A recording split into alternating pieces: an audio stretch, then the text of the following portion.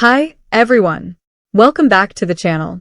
In this video, I'll show you how to create a graph in Google Docs quickly and easily. This is perfect for reports, school projects, or presentations where you need to visualize data. Let's jump right in. Once you have your document open, head over to the top menu and click on Insert. From there, select Chart.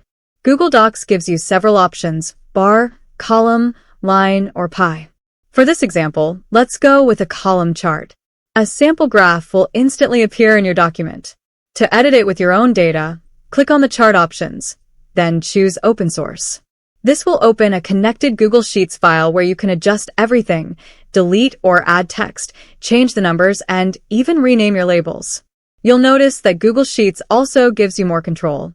By clicking the three-dot menu, you can change the chart style, switch chart types, update colors, and customize the design to better match your needs. Once you're happy with the edits, go back to your Google Doc and simply click Update. Your graph will refresh with all the changes you made in Google Sheets, perfectly formatted inside your document. And that's it. You've successfully created a graph in Google Docs. This method keeps your data linked and easy to update anytime.